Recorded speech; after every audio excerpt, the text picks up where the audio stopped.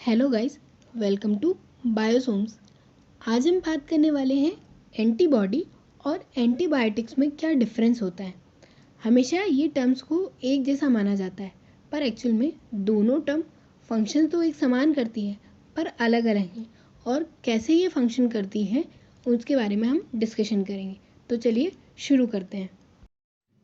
Antibody हमारी body में produce होने वाला एक प्रोटीन है या कहा जाए इम्यूनोग्लोबुलिन है, जो जब हमारी बॉडी में किसी एंटीजन का अटैक होता है या कोई एंटीजन या कहा जाए कोई फॉरेन पार्टिकल हमारी बॉडी में एंटर होता है, तब अपने डिफेंस के लिए हमारी बॉडी उसके अगेंस्ट जो प्रोटीन या कहा जाए जो एंजाइम या जो मॉलिक्यूल सिक्रेट करती है उसे एंटीबॉडी कहा जाता है।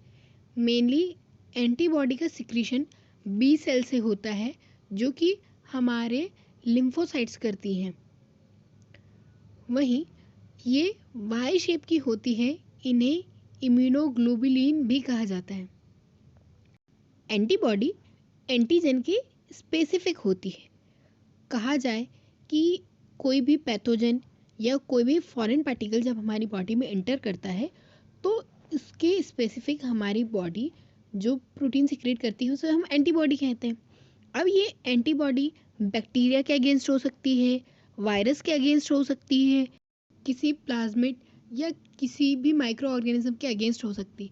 इवन किसी ऐसे मॉलिक्यूल्स के अगेंस्ट भी हो सकती है जो हमारी स्किन के लिए ही हार्मफुल हो, जैसे सॉइल पार्टिकल हो गए या पॉलन ग्रेन्स हो गए। उसके अगेंस्ट भी हमारी बॉडी कभी कभी एंटीबॉडी का प्रोडक्शन करती है।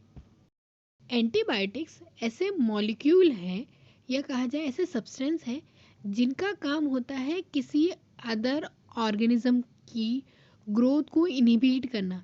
इनहिबिट करने का मतलब उसकी ग्रोथ को कम कर देना या वहाँ से हटा देना।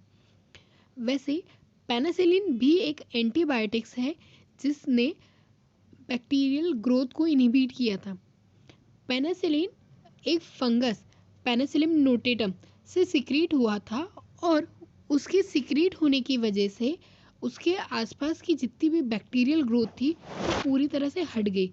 वैसे ये स्पेशली अपने किसी ऑर्गेनिज्म को टारगेट करके नहीं बनते, पर ये अपने ग्रोथ को बचाए रखने के लिए, ताकि दूसरे ऑर्गेनिज्म आकर उनके, यानी कि मान लीजिए कि पेनिसिलिन नोटेटम ने ये केमिकल इसलिए सिक्रीट किया ताकि दूसरे ऑर्गेनिज्म उसके न्यूट्रिशन को ना ले पाए।